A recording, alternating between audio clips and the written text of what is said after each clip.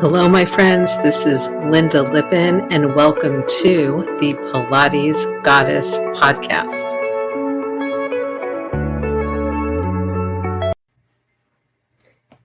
Hey, Pilates teachers. It's Lynda Lippin here. And I am here to talk to you today real briefly about what to do when your Pilates clients come in with lower back spasms. It happens relatively often. We kind of wish it didn't, but it does. So what exactly do we do when this occurs? This was actually asked in a private Pilates group earlier today, so I thought I would address this in my video today. The answer is really to not go near that lower back. The answer is really to do what we kind of teach in classical Pilates, which is that you're going to work around that back. And I'll tell you why and what I mean by that. Okay. Number one, most people who are having a lower back spasm, it's because their lower back has actually been moving a little too much. So they've either been sitting too much and slouching, they've been moving stuff, they've been picking up heavy boxes, whatever it is. Whatever it was that they're doing started getting their lower back moving way too much, and then they strained themselves while their lower back was moving. And that's what causes the lower back to start to spasm up, because the muscles in your lower back are not primary movers. The muscles in your lower back are supposed to kind of hold steady and stabilize your back between your rib cage and your pelvis. So if they're moving way too much when people are outside of the studio, I can guarantee you that they're going to be in some kind of spasm when they get back to you in the studio. So what you're going to do with those folks is actually keep them as stable and neutral as possible. Now, what does that mean? That means that you're going to help them find a neutral pelvis. Note, I'm not talking about neutral spine. Neutral spine is not a thing.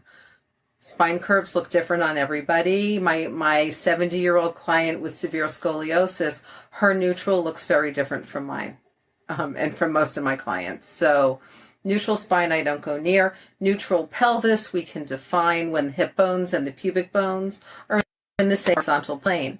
If you're teaching Pilates and you've got somebody lying down on the reformer, that means their sacrum and the rib cage are going to be heavier on the reformer than their lower back. It means their lower back may not even be all the way down on the mat, and that's fine.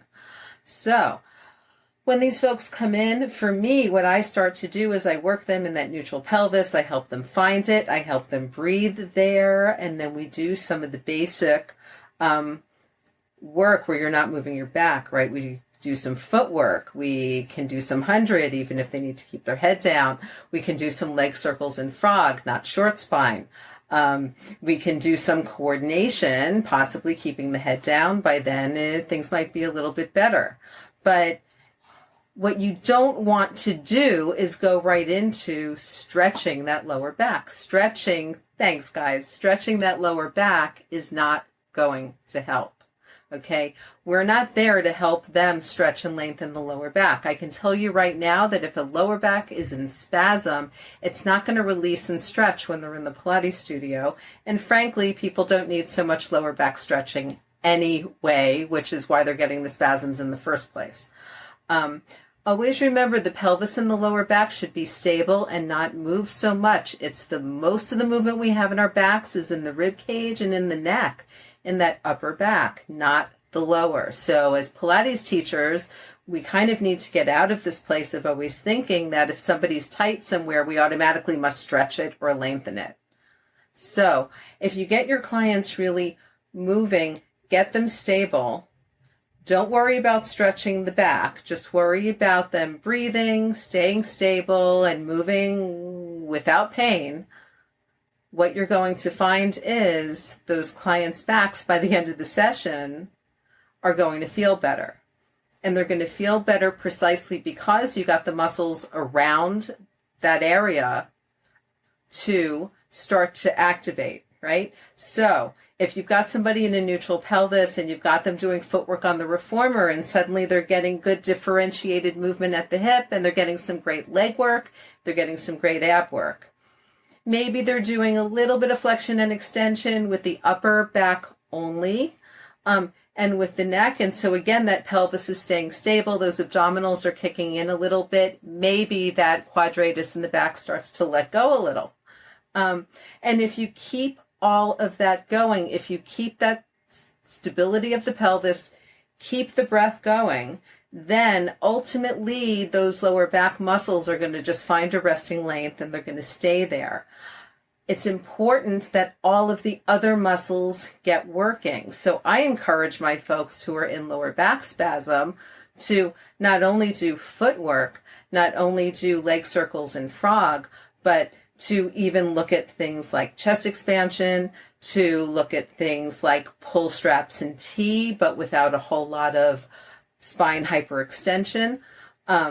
If they're in the gym, I ask them to do things like squats. Front squats are great things, again, with differentiated movement at the hip and enough abdominal activation that the pelvis isn't moving all over the place.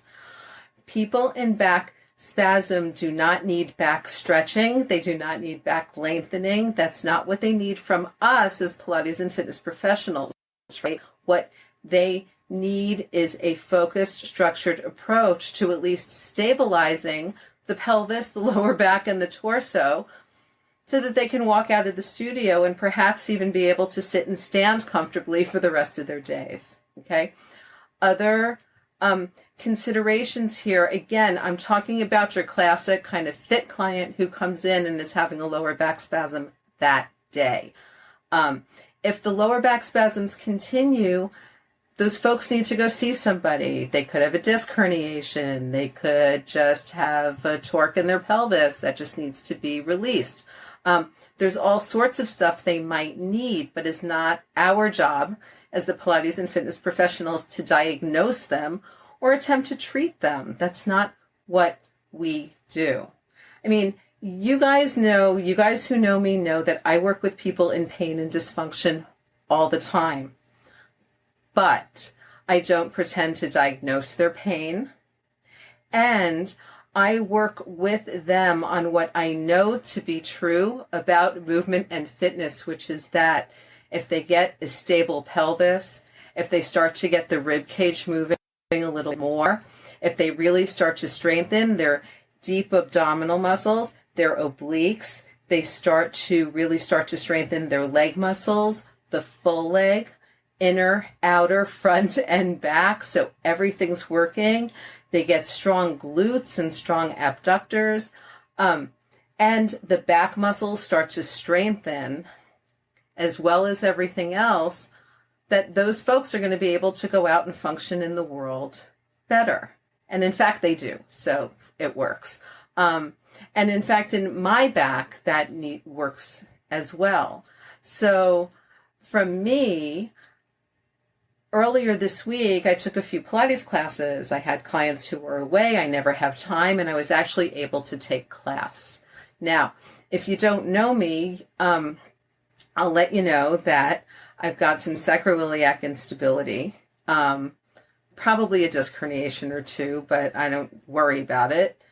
And I've had shingles on my right sciatic nerve several times, so I have chronic neuralgia down that leg. So I'm in class.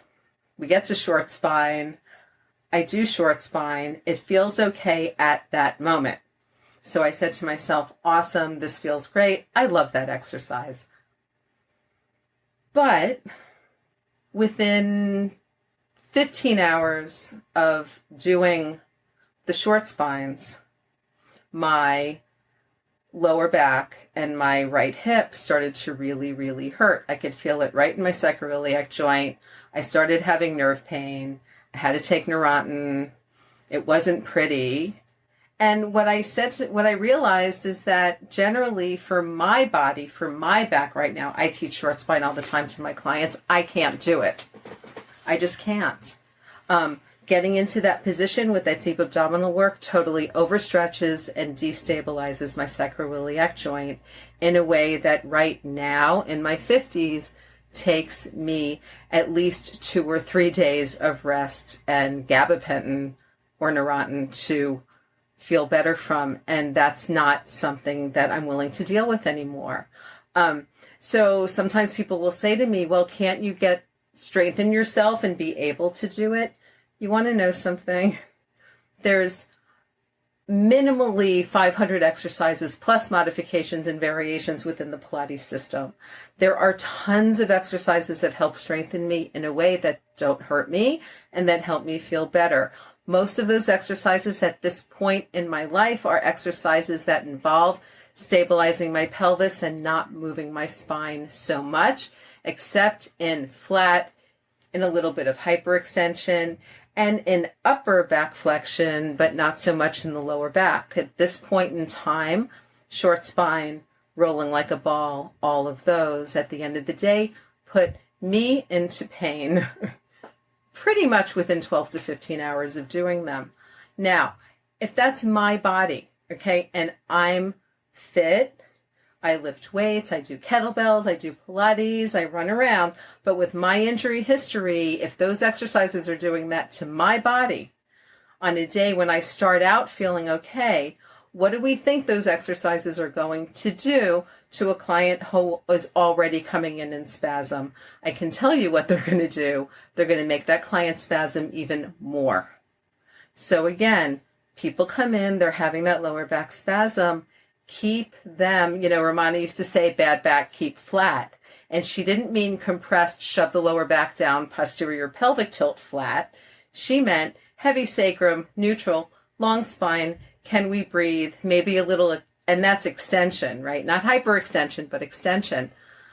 It means to keep people in extended, to keep them long, and then really strengthening arms, legs, and the other parts, so that those back muscles and the abdominals, so that those back muscles can start to let go on their own and function well in a group with everybody else that has to work within your body and within that group.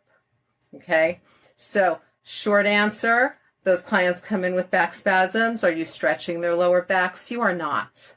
No. You're going to work on stabilizing them, strengthening them. Save the stretching for another day, okay? And for some of them, if you've got a client like me, you can probably just save that lower back stretching, period, end of discussion, and give us other things to do that'll help keep us stable, mobile, and strong. So thank you guys for joining me. If you're joining me on the replay, that's awesome too. Once again, my name is Lynda Lippin. I'm a master Pilates teacher at Real Pilates in Tribeca in Manhattan. I also have my own online Pilates business, and basically I view my job in this world to help people feel and function better using the tools of Pilates, fitness, and proper nutrition. And I help mentor Pilates teachers to empower them to do the exact same thing for both themselves and their clients. I just want to spread that love and spread that ability to just help people feel and function better. That's really what we all need to be able to do. So have a great day, and I will see you guys soon. Any questions about doing Pilates or any other exercise for people in back pain or back spasms, leave the questions in the comments right here. I do have a few products that can help you both on the client side and on the teacher side for handling Pilates, including my comprehensive Pilates for back pain e-course. So in a little while, I'll leave some links to those products in the comments for this video. So thanks for joining me, guys. I'm seeing a lot of old friends here on the viewer list. Hi, Lewis. Hi, Sarah. And hey, Victoria, new friend. And I will talk to you guys soon. Thanks so much. Bye. Thank you so much for listening to the Pilates Goddess podcast. Music brought to you by Nerd Salad. Please leave a review on Apple Podcasts, especially if you liked it. And please like, share, and subscribe wherever you listen to your podcasts. Thanks.